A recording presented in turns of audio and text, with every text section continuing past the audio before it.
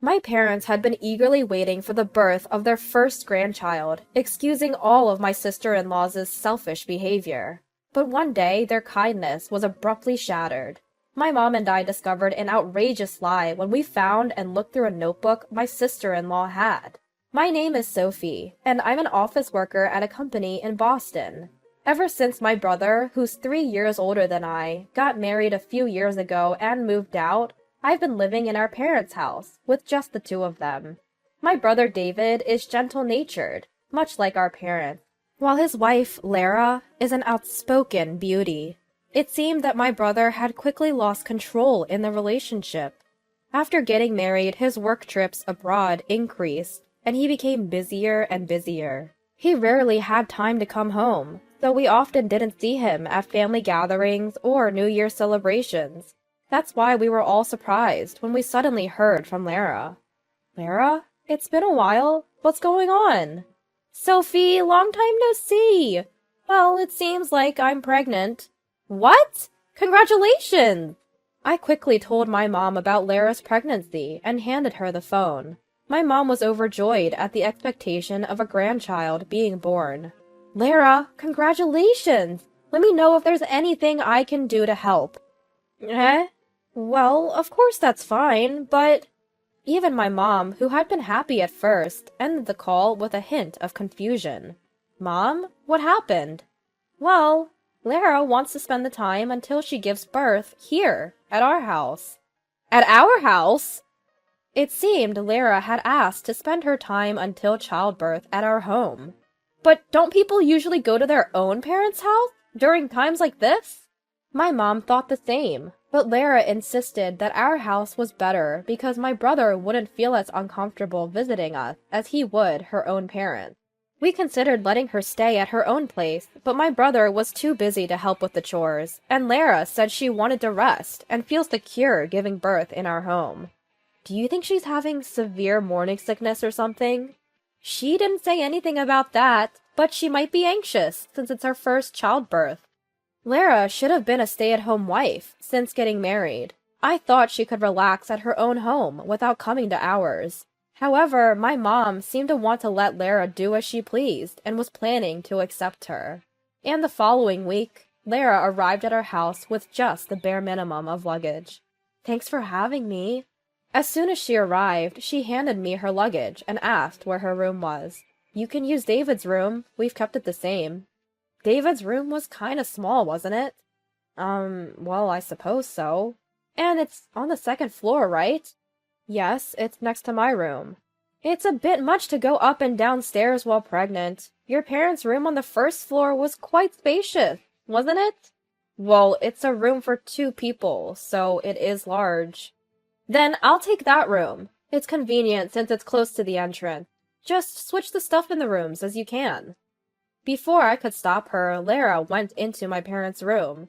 Sophie, just make sure to switch the bedding by tonight. Without waiting for my reply, Lara holed up in my parents' room and didn't come out. Mom decided to take Lara's concerns into account and announced that she and Dad would move into my brother's room. 2 of us? In his room? It's going to be too cramped. Perhaps Lara could be the one to compromise. But David and Lara's place is a condominium, right? I can understand their unease with the stairs since they're not used to it. If it's only until the baby's born, then why not? Her radiant smile left me speechless. Despite this, Lara continued to behave selfishly, disregarding our plans. Sophie, I want to go shopping. Could you get the car ready? Mother-in-law, I feel like eating something uplifting today. Could we have meat for dinner? Oh, father-in-law, I'd like to put away the clothes I bought in the closet. So could you move your golf bag somewhere else, please? While my parents catered to Lara's every whim, I was growing increasingly irritated. Lara, how are you feeling? Fine, I suppose. Why don't you try doing some cooking or household chores occasionally? You'll have to do them once the baby is born and you're back home. Why on earth should I cook for you all? Mom seems tired, and I have a busy week at work. I probably won't be able to get home early. Since we're living together, shouldn't we help each other out? Listen, I'm pregnant, okay? If something happens to the baby because I'm not resting, what are you going to do about it? You say you need to rest, but Lara, you're constantly going shopping and eating out for lunch and dinner. That seems more harmful to your health. What? I don't want you meddling in my private life. This is why I dislike having a sister-in-law. No matter what I said, Lara ignored it completely, living carefree without lifting a finger to help around the house. When my brother came to check on Lara and I complained, he was no help at all, saying, "Right now, Lara and the baby's health are most important." How long was this going to go on?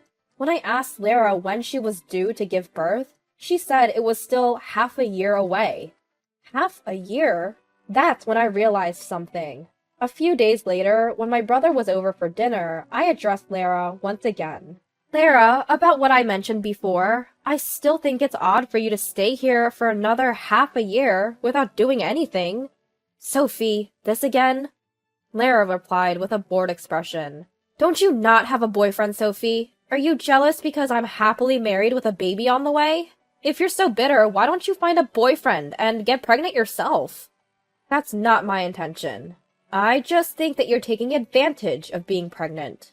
I need to ensure I have a healthy baby, right? I'm trying to give your parents the joy of spending time with their grandchild, since you can't. And yet, all I get are complaints from you. It's unpleasant. Don't stress me out. I'm pregnant, remember?" "Are you really considering our parents' happiness? If so, think about how hard it is for mom and dad with your selfish behavior. Do you know how much they're enduring for you?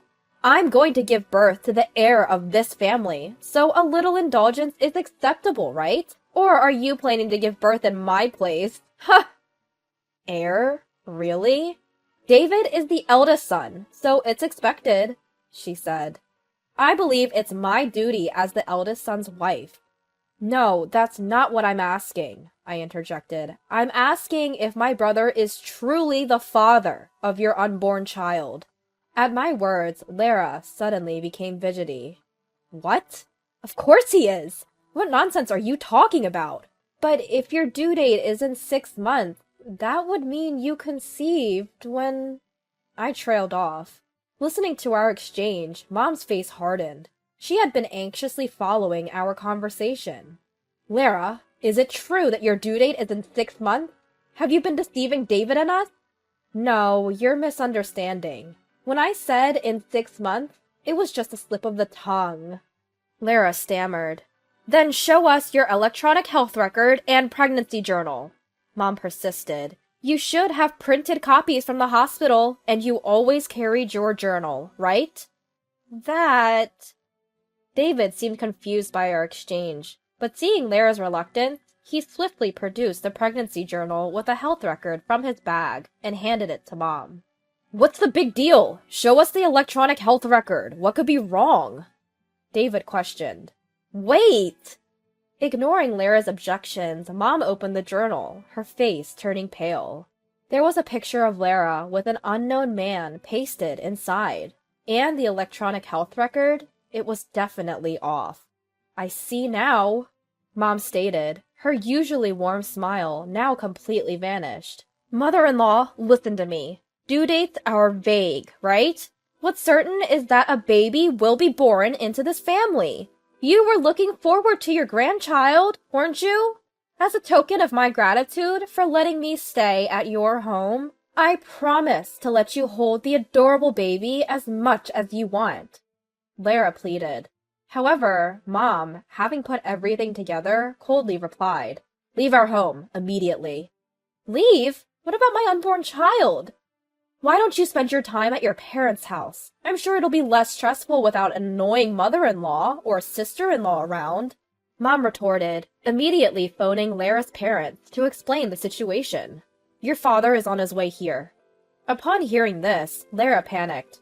"My father? But why?" As my brother and father looked on confusedly, I explained that one can determine the conception date from the due date, and during that period, my brother was abroad, so it was impossible for him to be the father. "But if it's not my child, then whose is it?" With a stony expression, Mom showed him the picture in the journal. "Isn't it the man in this picture? There's a friendly-looking photo of him and Lara in the journal." Is this true, Lara? Explain this! I don't know what you're talking about. This is a setup. Lara denied, retreating to her room and locking herself in. Lara, David murmured, still unable to believe what he'd heard. After a while, Lara emerged with a suitcase. David, we can't talk properly here. Let's go home and talk. Just the two of us. What do you mean we can't talk here? Sophie seems to dislike me, and in the end, your mother is on Sophie's side. You're the only one on my side, David. You mustn't believe what these people are saying. She planned to paint us as the villains and sway David to her side once they were alone. If I left things as they were, Lara could continue to manipulate my brother. Something had to be done. Just as I was about to intervene, the doorbell rang. When I opened the door, it was Lara's father. He had rushed over after my mother called him. From the moment he arrived, Lara's father's face was red with anger. Lara, what in the world? Dad? Lara's father told us about when Lara had returned home while my brother was stationed abroad. That day, there happened to be a school reunion, and Lara had returned to her hometown to attend. But that night, Lara didn't come back home. Her father had just assumed that she'd gotten caught up with her old friends. But the next day, Lara's father noticed that he was being whispered about every time he went out. Is there something going on? When he finally asked a neighbor, they replied reluctantly. Your daughter Lara, she moved away after getting married, right? On the day of the reunion, she was seen leaving early with a man. What?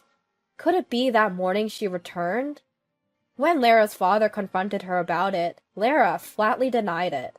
We all just had a good time and drank until morning. Maybe someone saw me when I got separated from the group and ended up with just one other person? So there's nothing to be guilty about, right? Of course not. I'm already married, you know. Despite feeling uneasy, Lara's father chose to believe her story for the time being. However, it turned out that Lara had been deceiving not only us, but her own family as well. Is it true that you're pregnant? Is the baby from your affair? Apparently, fearing that her affair with a classmate would be exposed, Lara had even kept her pregnancy a secret from her parents. The fact that she hid her pregnancy from her parents is the most evident proof that she had something to hide. Why would you tell a lie that would so easily be discovered? As I was dumbfounded by her blatant lie, Lara began to desperately make excuses. Everyone will just fall in love with the baby once it's born. Even if they find out about the affair afterwards, if they've already accepted the child, they won't kick me out. Everything would have gone smoothly if Sophie hadn't blabbed. Lara's comment was totally out of line. Even my brother, who had wanted to believe in Lara, seemed to finally see her for who she really is after hearing those words. So, you were cheating on me after all. What?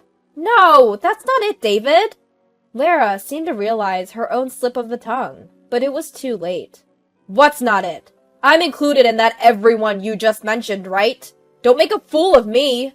This was a roar of anger unlike anything I'd ever heard from my gentle brother. I'm breaking up with you. No! Hey, David, you love kids, right? You were happy when you found out we were having a baby. Let's raise the baby together. What? Are you kidding me? Raise a child when we don't even know who the father is? Let the real father raise the child, not me. What? Father-in-law, mother-in-law, Sophie isn't even married, right? We don't know if she can have children yet, right? Don't you want to hold your grandchild? Mom spoke, exasperated. You must be joking. A child from a complete stranger has no blood relation to us. We can't call that a grandchild. But it's the child of your daughter-in-law. So isn't it a family member, even if there's no blood relation? David has decided to break up with you, hasn't he? We both support the divorce. Sophie, what about you? Of course, I agreed. But it isn't right just to divorce. He should demand compensation. Compensation? Of course, right? She cheated, had a child, and even tried to deceive us into accepting that child as our family. How much compensation are we talking about here? As soon as money was mentioned, Lara became timid. I shared the details I had secretly obtained from a lawyer since I started doubting Lara's fidelity. Sophie, thanks for looking into this. I've also been thinking about getting a lawyer for what's next. David said he might demand compensation based on what I had relayed to him, but he also offered Lara to reduce the compensation if she promised to never engage with our family in the future. Realizing she had no chance of winning, Lara accepted the proposal and finally agreed to the divorce. Now please, pack your things and leave. All right. Dad, let's go home. You can't come back to our house. What? Rumors about your affair haven't died down in the neighborhood. We don't want you bringing more shame upon us by returning home pregnant like this. You are no longer welcome at our house. Go to the man you cheated with. Lara burst into tears and clung to her father, but his resolution seemed unwavering. There was a reason Lara was so against this. As it turns out, the classmate with whom she cheated is quite notorious and doesn't hold a steady job. Now, Lara had no choice but to rely on him, someone she never thought she'd marry, let alone live with. Even though they ended up living together in the classmate's apartment, his part-time wage wasn't nearly enough for both of them. Lara had to work part-time until her due date, doing household chores not just for herself, but for her idol partner. Meanwhile, David was down for a few weeks due to the shock of being deceived, but with the encouragement of our family, he has managed to bounce back. He's relieved that he didn't continue married life with someone as terrible as Lara, and now looks at it optimistically. On our parents' advice, David and I joined a marriage consultation service. Taking the incident with Lara as a good lesson, we intend to properly evaluate our future partners before marriage, hoping to eventually give our parents the joy